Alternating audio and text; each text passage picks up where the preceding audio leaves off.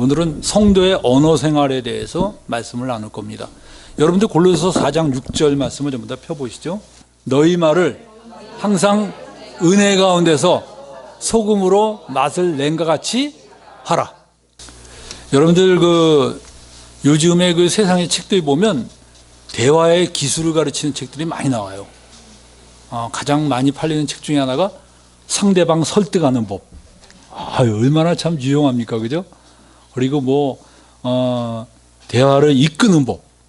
그리고 자기가 대화의 그 주인공이 되는 법. 이런 기술들이 있죠. 이런 테크닉을 굉장히 많이 사람들한테 소개합니다. 근데 여러분들, 우리 예수님 믿는 사람은 그런 테크닉을 익힐 게 아니라 우리는 언어의 기본적인 원칙을 우리가 가지고 있어야 됩니다. 그 원칙이 뭐냐? 여러분들, 언어 생활의 기본 원칙은 첫 번째가 뭔지 알아요? 언어 생활의 첫 번째가 뭘까요? 이건 예수 믿는 사람이나 안 믿는 사람이나 관계없이 기본 원칙이에요. 뭐죠? 그것은 상대방을 존중하라, 이거예요. 상대방을 존중해라. 마태복음 7장 12절에 보면 그러므로 무엇이든지 남에게 대접을 받고자 하는 대로 너희도 남을 대접하라. 이것이 율법이요 선지자 아니라 그랬어요. 그래서 여러분들, 우리가 대화를 하려면 상대방을 존중해야 됩니다.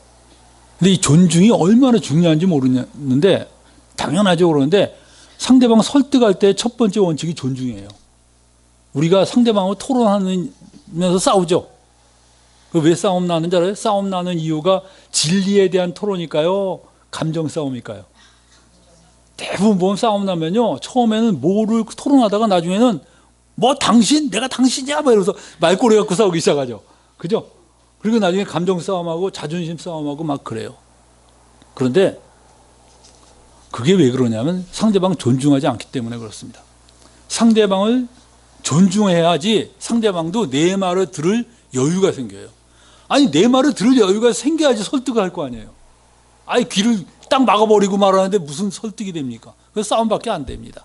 그래서 여러분들, 우리가 상대방을 존중하는 마음을 가질 때 대부분은 이런 마음의 여유가 생기고 이렇게 됩니다.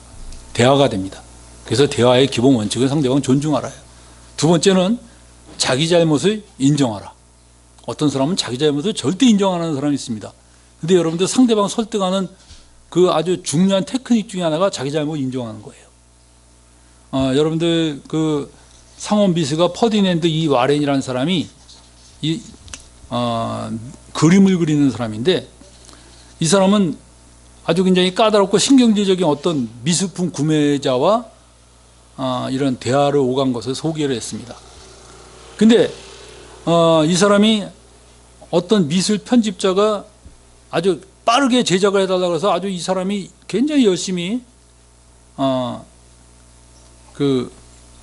그림을 그려갖고선 갖다 줬어요.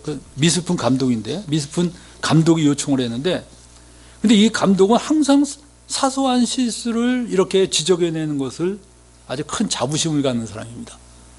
근데 이 사람이 빠르게 해야 되니까 정말 좀 문제가 좀 있을 수 있죠.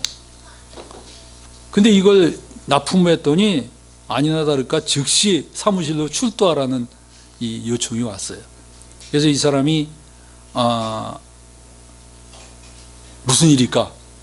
그러니까 그 사람이 당신 잘못한 게 있다. 그림에 문제가 있다. 오라 그래서 갔습니다. 갔더니 역시 예상했던 대로 막 흥분해갖고 적대적인 감정을 가지고 이 그림에 대해서 이것저것을 막 지적을 하는 것입니다. 그리고 어떻게 일을 이딴 식으로 하느냐라고 막 얘기했어요. 자, 어떻게 해야 될까요, 그때? 여러분 같으면 어때요? 그렇게 막 야단치면 어떤 반응을 보입니까? 내가 이렇게 둥그렇게 앉은 게 말해보라는 거예요. 어떤 반응을 보입니까, 그때? 1번, 나는 그때 불가피했음을 설명할 것이다. 손 들어보세요. 네, 그 다음 두 번째는 내 잘못을 인정하고 미안해하면서 다시 그리겠다고 할 것이다. 대단하신 분이 성자들이 많네요, 우리. 세 번째는 딴 데 보고 있다. 예? 없어요? 예. 좋습니다. 근데 이 사람은 이 대화의 기술을 안 사람이에요. 이 사람이 어떤 식으로 대답을 했냐면 이렇게 했습니다. 선생님 말씀이 사실이라면 그것은 전적으로 저의 실수입니다. 제가 잘못한 것에 대해서 변명할 여지가 없습니다. 제가 오랫동안 그림을 선생님을 위해서 이렇게 그림을 그려왔는데 좀 더 일을 더 잘해야 되는데 그러지 못한 것이 참 죄송합니다. 제가 뵐 낯이 없습니다. 이렇게 말하고서 이렇게 말했어요. 그러면서 그렇게 말하니까 이 사람이 즉시 어떻게 되냐? 갑자기 그렇게 대수로운 건 아니고 이렇게 말합니다. 그러니까 이 사람이 대수로운 건 아니고 이 실수는 뭐 굉장한 것은 아닌데 하니까 이 사람이 다시 말을 끊고 이렇게 말했어요. 아닙니다. 사소한 실수도 아주 중요한 법이지요. 제가 다시 그려오겠습니다. 그랬더니 이 사람이 화들짝 놀라서 다시 그릴 필요는 없고 이러면서 그냥 굉장히 오히려 그냥 이 사람을 변명해 주는 거예요. 그래도 이건 이 부분이 잘 됐고 이 부분이 잘 됐고 막 이러면서 거꾸로 말해주기 시작하는 거예요. 서로 입장이 바뀌었어요. 그런데 이 사람이 선생님은 항상 저에게 많은 일거리를 주셨는데 일을 최고로 해드려야 되는데 그러지 못한 것이 너무나 죄송스럽습니다. 제가 다시 그려보도록 하겠습니다. 그랬더니 그 사람이 오히려 항의 쪽으로 말하면서 천만에 나는 일을 그렇게 복잡하게 만들고 싶지 않소 이러면서 충분하오 이러면서 그 사람이 오히려 작품을 칭찬하기 시작했어요. 그러더니 이 사람이 이 그림 그리는 화가를 끌고 와서 점심 식사를 대접하면서 앞으로 계속 우리 일 열심히 해보자고. 여러분 이 사람은 그때 만약 이 사람이 그렇게 짧은 기간 주고 잘 그리길 바랍니까 하면서 따졌으면 어떻게 됐을까요? 예? 감정 해소는 될 거예요. 근데 얻는 게 뭐죠? 그래서 대판 싸웠어요. 그래서 완전히 거래 끊어버렸어요. 그래서 얻은 게 뭐예요? 예? 성깔 낸 거? 성깔 내서 시원한 거? 자존심 세운 거? 그 자존심이 뭐 합니까? 여러분들 실제로 그 대화의 기술의 아주 중요한 것 중에 하나가 인정하는 거예요. 자기 잘못 인정하는 거. 근데 그게 굉장히 어렵죠. 여러분들 자녀하고도 종종 싸우죠. 자녀하고 대판 싸울 때 항상 마음에 이런 불안이 있죠. 한 번 밀리면 끝이다. 절대 밀리면 안 된다. 우리나라 정치도 그래요. 전부 한 번 밀면 끝이다 그래갖고서 전부 다 막다른 낭떠러지에서 싸우고 있어. 그러니까 절대 이게 토론이 끝이 안 나는 거예요. 상대방 인정하는 거 봤어요? 절대 인정 못 하죠. 근데 여러분들 대화의 기술 중에 하나가 이 원칙 중에 하나가 내 잘못 인정하는 거예요. 상대방 들어보면 10개 중에서 정말 9개가 다 틀리고 1개가 맞잖아요. 그럼 그 1개를 받아주는 거예요. 맞습니다. 그건 잘못이네요. 그럴 때 상대방이 어떤 마음이 생깁니까? 예? 여유가 생기는 거예요. 상대방은 그걸 정말 잘못했다고 지적하고 싶은 게 아니라 잘난 체 하고 싶은 거야. 상대방은 정말 내가 이런 것도 지적할 수 있다. 난 이렇게 매의 눈을 가졌다. 난 독수리 눈을 가졌다는 걸 강조하고 싶은데 상대방이 네 눈은 형편없는 눈이야 이러니까 기분이 좋아요, 나빠요? 그다음에 나중에 자존심 싸움이 되는 거예요.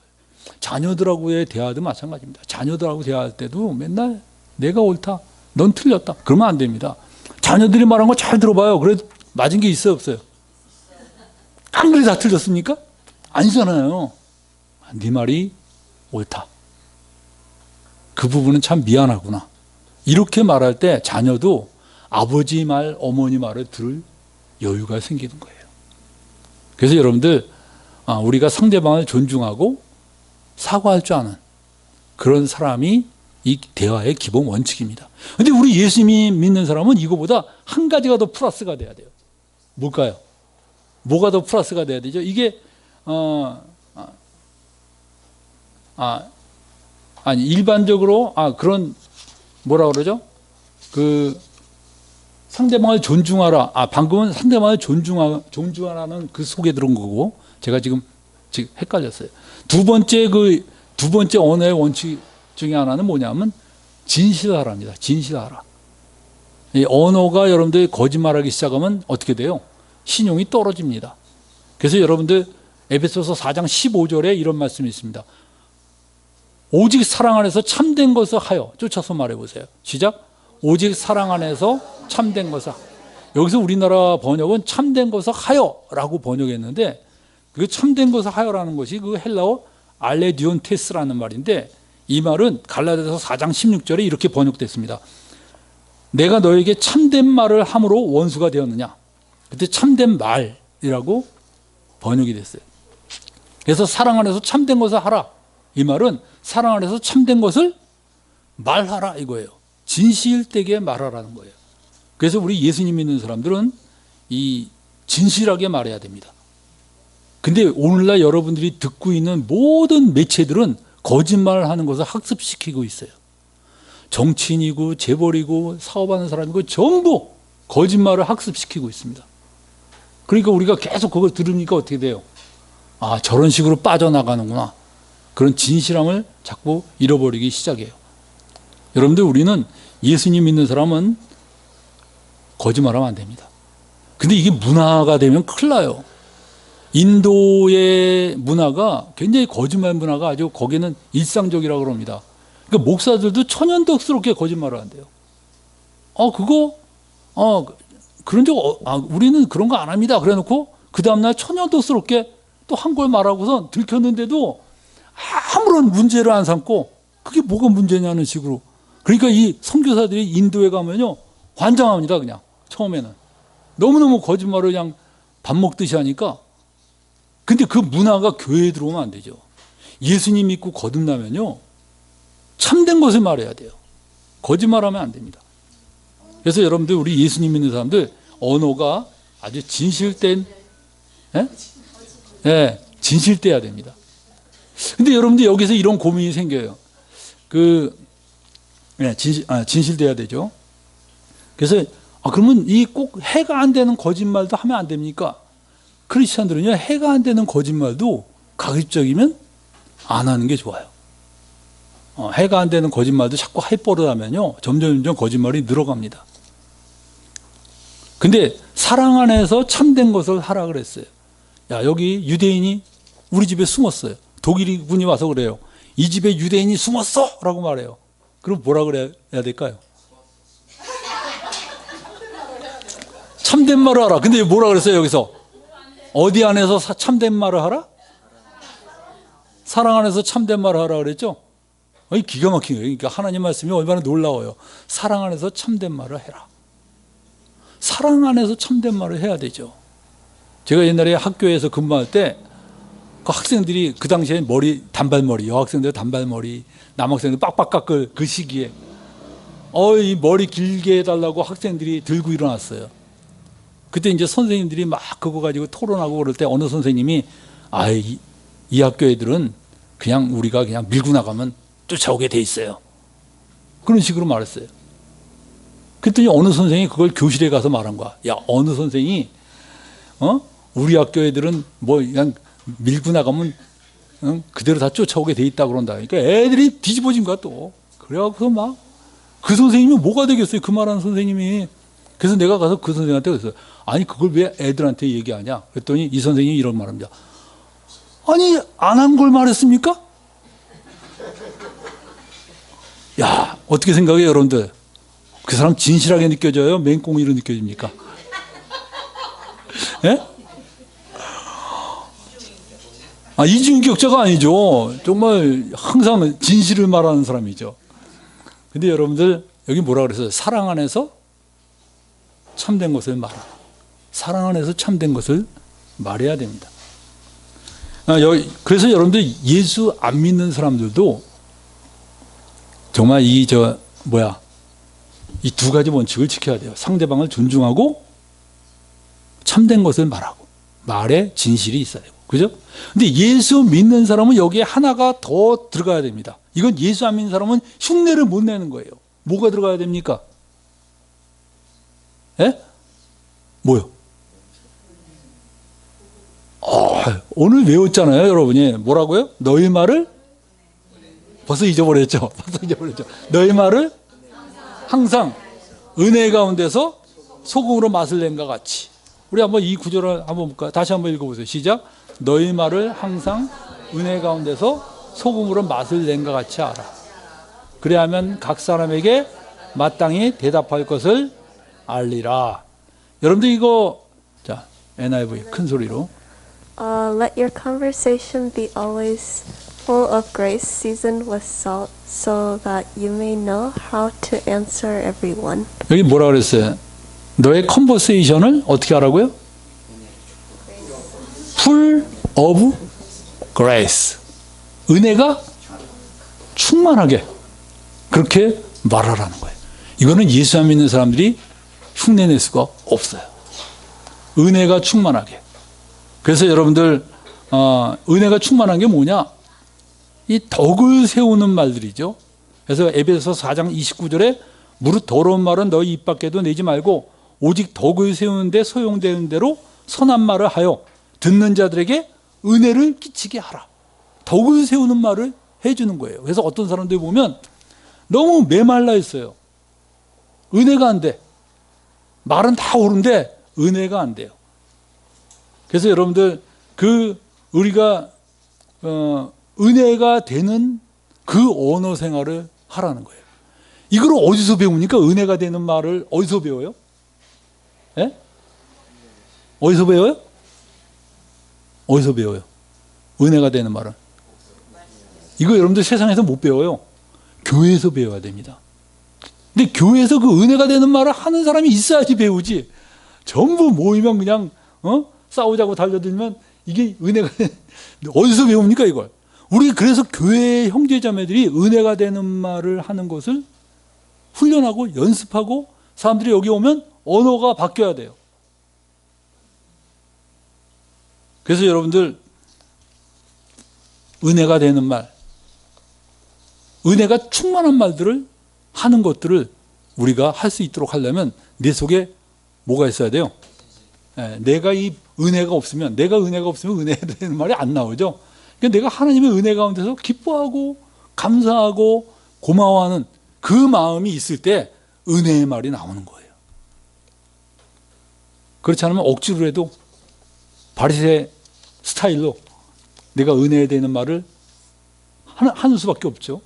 근데 우리가 그런 은혜 되는 말을 자꾸 할 때 내 성품도 바뀌고 형제들도 삶이 바뀌게 되는 겁니다. 여러분 여기서 어려운 문제 한번 냅시다. 내가 어려운 문제 내서 한번 여러분 맞출 수 있어요. 맞추는지 보겠어요. 자, 이제 우리가 원칙 세 가지를 말했죠. 첫째 뭐라고요? 상대방을 존중하라. 두 번째는 사랑 안에서 진실을 말하라. 세 번째는 은혜가 되는 말을 하라. 이 세 가지를 지켜야 되는데 이 세 가지가 충돌할 때가 있어요. 어느 자매가 글쎄 미장원에서 10만 원이나 주고 머리를 다듬고 왔는데 아무리 봐도 괴물이에요. 자, 여러분은 어떻게 말하겠습니다? 사랑 안에서 참된 것을 말할 것입니까? 은혜가 되는 말을 할 겁니까? 이러면 그럼 어떻게 말할까? 이게 누구한테 물어볼까? 우리 이제 자매님들한테 한번 물어봅시다. 최영경 자매는 어떻게 말합니까? 머리 기르면 좀 더 이쁘겠다. 은혜가 됩니까? 예? 아니, 장미영 자매는 어떻게 말하겠어요? 책에 이제 그런 내용이 나왔는데 내가 못 발견했는데 아직 그 책을 정확히 다 제대로 읽지 않아서 거기에 그렇게 나온대요. 독일군이 닥쳐서 여기 유대인이 숨었냐? 그러니까 그냥 있는 그대로 말하는 거예요. 거짓말을 못하니까. 그래서 그 유대인이 끌려가니까 온 집안이 모여서 아주 기도를 하는 거예요. 제발 살려달라고. 그래서 기적적으로 그들이 살았다 그러는데 어떤 사람은 그 거짓말도 안 하고 뭔가 숨겨주려고 하니까 독일군이 와서 여기 유대인이 숨었냐 그러니까 신발장을 탁 치면서 여기 안 숨었어요 그랬대요. 신발장에는 안 숨었죠. 그러니까 그런 식으로까지 막 진실하게 살려고 하는 그것이 여러분들 참 그리스도인으로서 굉장히 중요한 태도입니다. 그 정도로 여러분들 사람이 참된 것을 말하고 그러면서 정말 사랑을 유지하는 것을 얘기하죠. 근데 하나님은 엄밀히 보면요, 거짓말을 했냐 안 했냐보다 그 목적이 더 중요해요. 그래서 실제로 보면 그 라합이 정탐꾼들을 숨겨줬을 때 어땠어요? 뒤쫓아서 왔잖아. 여기 숨었냐 그러니까 라합이 뭐라 그랬어요? 벌써 떠났다 그랬죠. 이게 거짓말이잖아요. 그죠? 근데 성경은 뭐라 하냐면 라합이 믿음으로 숨겨줬다 그랬어요. 그걸 믿음으로 봤어요. 그래서 그게 죄냐 아니냐 이런 것은 중요한 게 그게 하나님 편에 있느냐 사랑이냐 이런 게 더 중요한 겁니다. 그래서 여러분이 괜히 뭐 어떤 그 율법적인 틀에 매여서 어리석은 짓을 하면 안 됩니다. 그런데 중요한 게 아무튼 은혜롭게 대화한다는 게 굉장히 중요해요. 그래서 여러분들 욥기 6장 25절 이거 외우기도 좋아요. 욥기 625입니다. 625. 여기 뭐라고 나왔는지 알아요? 쫓아서 해보세요. 오른말이 어찌 그리 고통스러운 거. 욥기 625야. 625. 욥의 친구들이 와서 계속 오른말을 하는데 욥이 환장한 거예요. 그냥. 그래서 오른말이 어찌 그리 고통스러운 거. 여러분들 부인이 옳은말만 하는 부인 얻으면 어떨까요? 그 남편은 훌륭하게 옳은 사람이 될까요? 미칠까요? 예? 남편이 맨날 옳은말만 하는 남편이 있으면 그 부인은 행복할까요? 의인이 될까요? 아니면 폐인이 될까요? 예? 여러분들 은혜롭게 말하는 게 굉장히 중요하죠. 근데 여러분들 오늘 여기서 내가 이렇게 둥그렇게 둘러쓴 게 좀 대화를 우리가 하기 위해서입니다. 말할 때 문제점들을 우리가 개선을 할 필요가 있어요. 그죠? 근데 여러분들 말할 때 어떤 문제점들이 많으냐? 첫 번째는 이 교사 스타일이 있습니다. 날마다 가르치려고 하는 사람이 있죠. 뭐든지 가르쳐요. 이 사람은 누군가에게 가르침을 줘야지 직성이 풀리는 사람이에요. 근데 그게 어떤 때는 자기가 전문가니까 가르침을 줄 수 있어요. 근데 전문가가 아닌 분야까지 어떤 사람은 아마추어 골퍼가 프로 골퍼한테 아유 그렇게 치는 게 아니죠 하면서 뭐 조언을 해줘요. 그러면 어떨까요? 프로 골퍼가 기가 막힌 거죠. 이게 실제로 보면 이 엉뚱한 조언을 하는 건데 여러분들 우리는 이런 오지랖을 함으로써 상대방을 돕는 게 아니라 오히려 불쾌하게 만들 적이 많이 있어요. 상대방은 조언을 구하기 전에 함부로 조언하지 마세요. 여러분들 자기가 한번 그런 교사 스타일에게 상처받은 분이 있으면 한번 얘기를 좀 해줬으면 좋겠습니다. 늘 가르치려는 사람이 있는데 그 사람은 늘 가르치려고 한다. 너무나 괴로운 적이 있었다. 그런 분 한번 손 들어보세요. 우린 그런 사람이 없네요. 저는 제가 워낙 교사로 살았기 때문에 너무나 이 가르치려고 하는 이게 강해요. 그게 아주 참 저의 아주 그 나쁜 습성 중에 하나입니다. 고쳐지지가 않아요, 잘. 제가 그래서 형제자매들한테도 뭐 자꾸 쓸데없이 간섭을 하게 됩니다. 우리 그 학교 음악 선생님이 성악가인데 무대에 나가서 이 노래를 불렀어요. 굉장히 잘 불렀어요. 근데 끝나고 난 다음에 뭐 어땠어요? 그래서 내가 너무나 좋았다. 근데 또 이 교사 기질이 또 발휘된 거야. 근데 그 숨 쉴 때 너무 이 마이크 쪽으로 숨 쉬는 게 너무 크게 들려. 그래서 그 부분을 내가 지적을 했어요. 좋아했을까요? 싫어했을까요? 그분이 낯빛이 변하더라고요. 내가 실수했다는 걸 깨달았어요. 그 사람은 전문가예요. 그걸로. 그 사람한테 무슨 수학 선생이 성악에 대해서 조언했으니 이게 오지랖입니다. 근데 우리가 참 그 실수를 많이 해요. 뭔가 내가 어른이니까, 내가 나이가 더 많으니까 뭔가를 도움 줘야 된다. 그게 언어의 아주 굉장히 문제점입니다. 혹시 그런 거 당해본 적 없어요? 없으면 패스하겠습니다. 그러면 두 번째는 선지자 스타일이 있어요.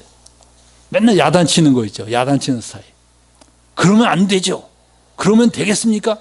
우리는 똑바로 행해야 됩니다. 계속 뭔가 책망하고 야단치는 스타일 있죠. 이 사람은 모든 것을 똑바로 잡아야 한다는 강박관념에 살아요. 그러니까 상대방이 뭘 말하면 이게 티끌 하나 없어야 돼. 그렇게 하지 않고, 예를 들면 오늘 하늘이 맑죠? 그러면 자세히 하늘을 관찰한 다음에 구름이 저기 있어요. 뭐라 그래요? 이 사람은 그냥 하늘이 맑죠? 그러면 맞장구 쳐고 같이 대화하기를 원하는 건데, 하늘이 맑죠 하니까 쫙 쳐다보니 그래도 구름이 저기 한 점 있네요. 당신 말은 틀렸어 이거예요. 그죠? 그 다음에 이런 거 혹시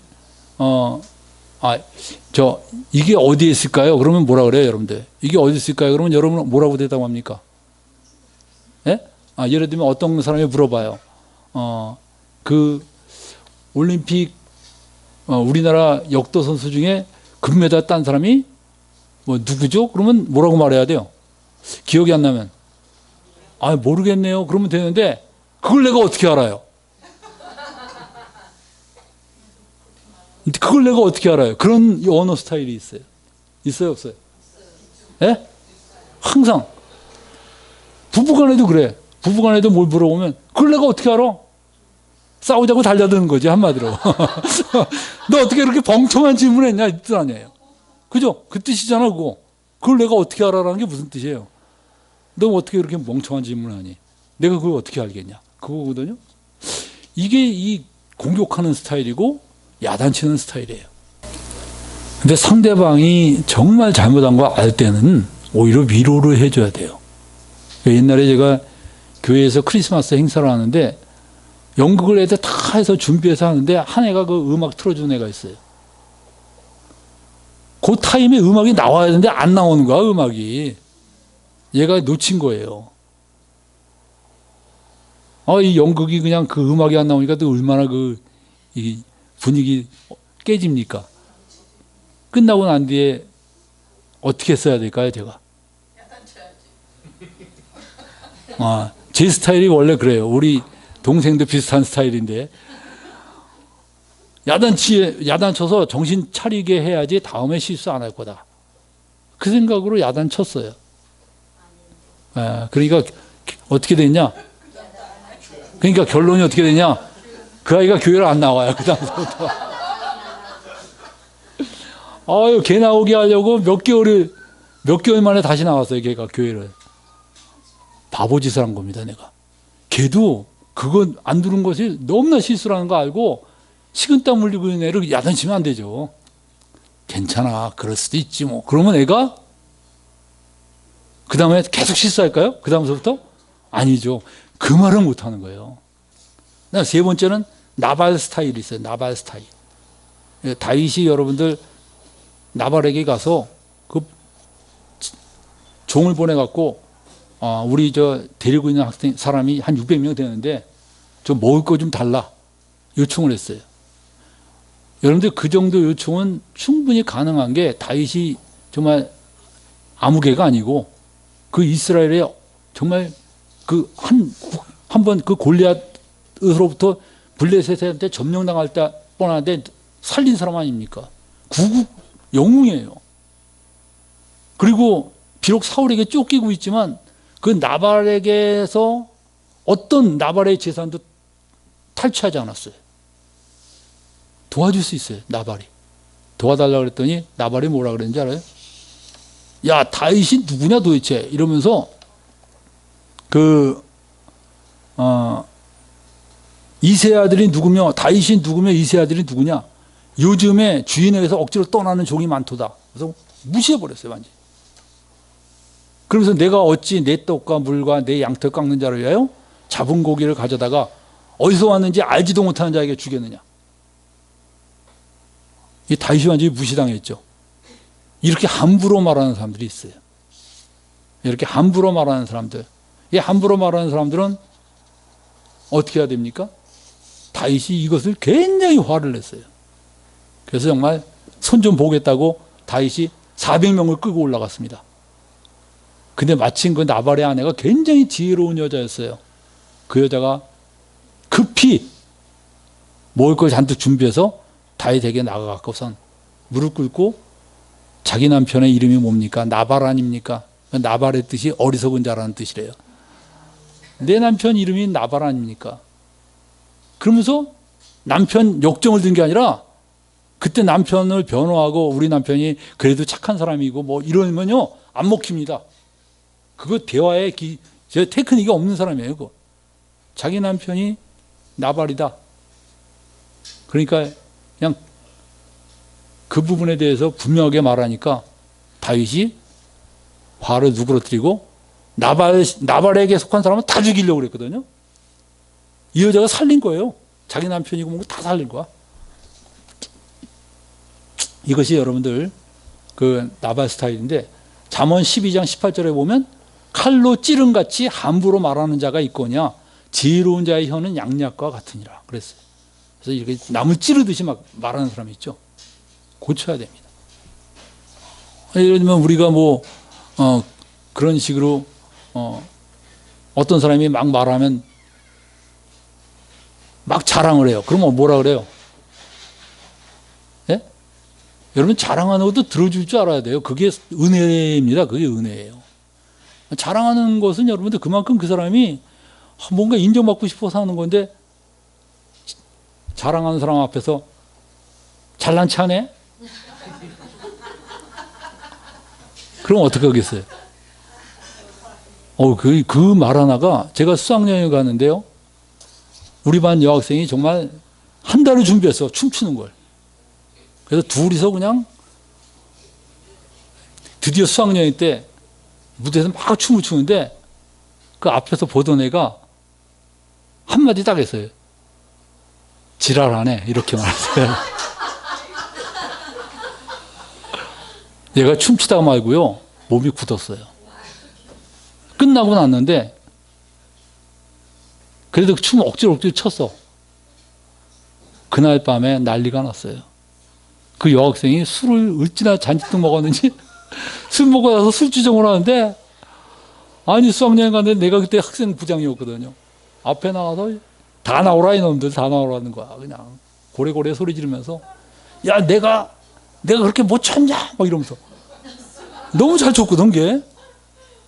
그렇게 사람이 어떻게 그런 말을 했고 내가 그 알았으면 걔를 혼내주고 싶은데 누가 말했는지 내가 모르니까 야 사람 말 한마디가요 사람 죽여요. 근데 왜 그런 말을 할까요? 사람들은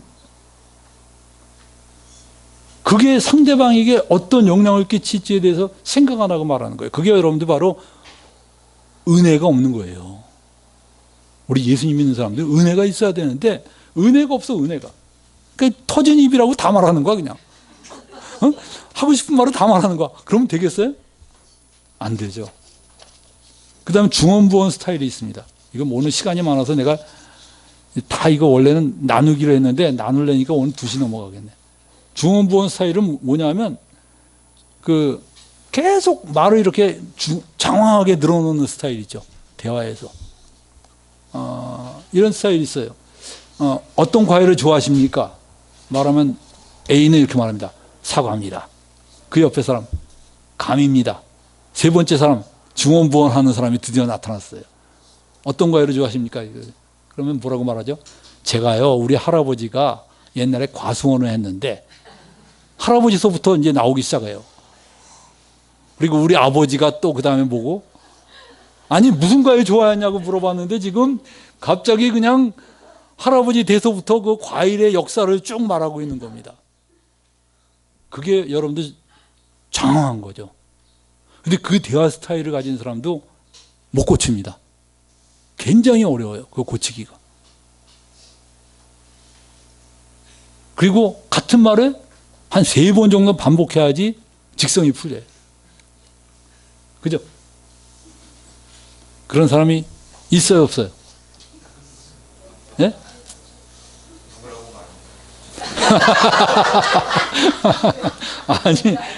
아니, 누구라고, 그런 말들이 이제 칼로 찌른같이 찌르는 겁니다. 본인이 그렇다고요? 아유, 저렇게 각성을 했으면 대단하신 겁니다. 그 다음에 우리 그래서 어떤 형제들 보면 이제 그렇게 중원본이 너무 심하니까 그 형제가 마이크 딱 잡는 순간에 모든 형제들이 낯빛이 변하죠. 그리고 이제 오래 참은가 이런 것이 막 들어가요. 그러니까 여러분들 그것도 일종의 그 하나의 습관이거든요. 고쳐야 됩니다. 옛날에 어느 목사님은 한 사람이 잠깐 대화 좀 하겠다 찾아오더니 글쎄 무려 4시간을 혼자서 말하더래요. 자기 6.25 때 어디 피난 간 데서부터 그냥 얘기를 하는데 4시간을 얘기하더래요. 근데 자기는 빨리 끝내야 되는데 이거 붙잡고 이제 그래서 이렇단 말이죠 하려면 뭐라냐면 아니 제 얘기를 끝까지 다 들으세요 이러면서 그냥 쫙. 그래서 나중엔 십자가에서 죽었다는 게 딴 게 아니다.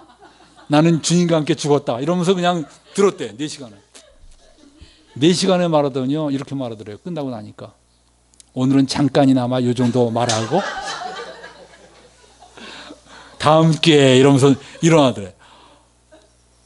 그 다음에 오면 어떨까요? 도망가고 싶을까? 있고 싶을까요? 근데 그걸 다 들어줬대요. 그랬더니 그분이 예수 믿기로 결정했대요. 그러면서 나중에 예수 믿고 난 뒤에 이렇게 말합니다. 자기가 그동안에 맨날 자기가 한이 맺힌 걸 말하고 싶은데 누구도 들어주는 사람이 없었다는 거야. 자기가 술을 사주면서 말하면 다 술만 먹고 그냥 갔지 자기 말을 안 들어줬다는 거예요. 근데 목사님이 처음으로 내 얘기를 다 들어줬다는 거예요. 여러분이 이런 언어를 지적받았을 때 변화하려는 마음이 있어요, 없어요? 예? 있어요? 난 그냥 이대로 살다 죽게 해줘. 그럽니까? 아니면 정말 변화하려고 그럽니까? 예? 이 나이에 뭘 변하냐? 나 이대로 살게 해줘. 그런데 벤자민 프랭클린이라는 사람이 있는데 알아요? 벤자민 프랭클린? 예? 미국의 가장 대표적인 신사라고 말하는 사람이잖아요. 이 사람이 신사가 아니었어요, 옛날엔. 굉장히 똑똑한 사람입니다. 근데 이 벤자민 프랭클린이 혈기왕성하던 시절에 그날 항상 아는 것도 많고 말도 잘하니까 어느 곳에 가든지 이 사람이 주도를 했어요.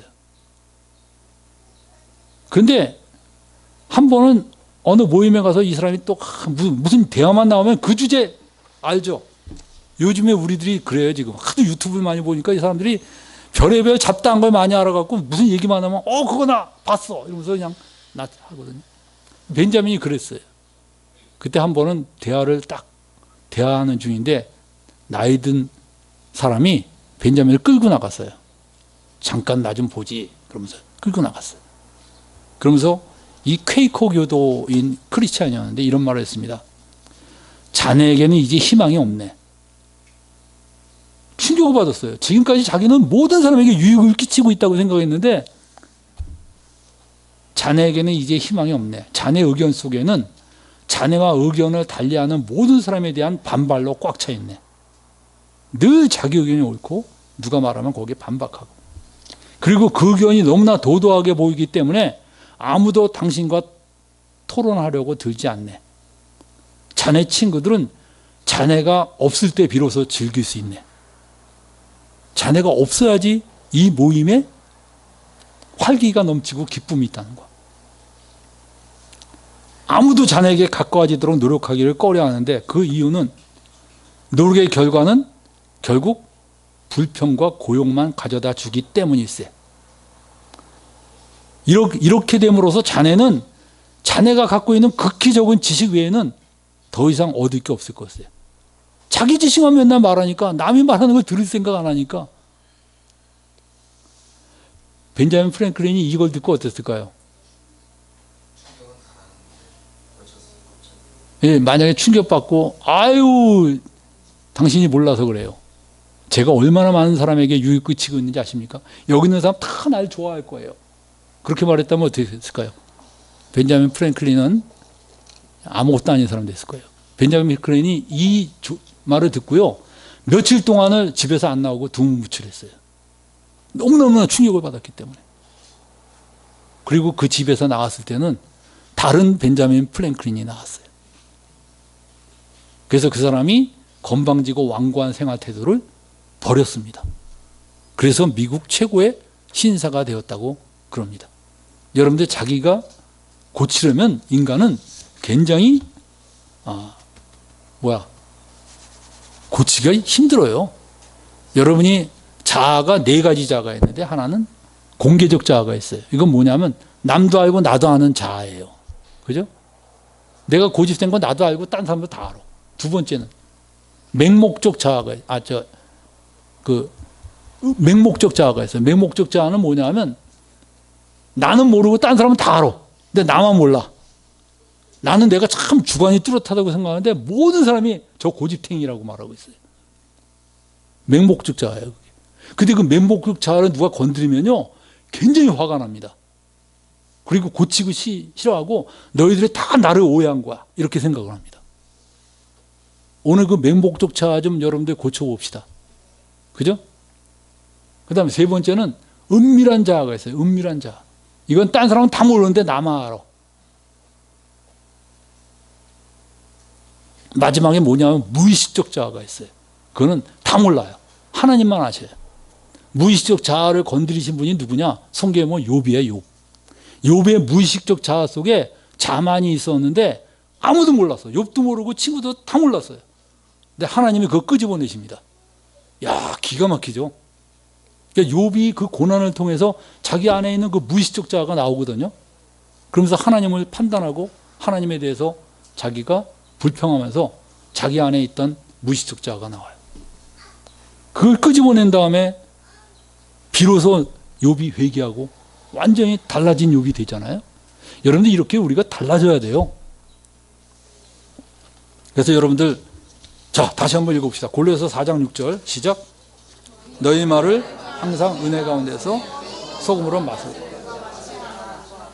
그리하면 각 사람에게 마땅히 대답. 이게 굉장히 우리나라 번역이 난 멋있어요. 영어 번역보다. 영어 번역도 비슷하지만 너희 말을 항상 은혜 가운데서 소금으로 맛을 낸 것 같이 하라. 그렇게 하면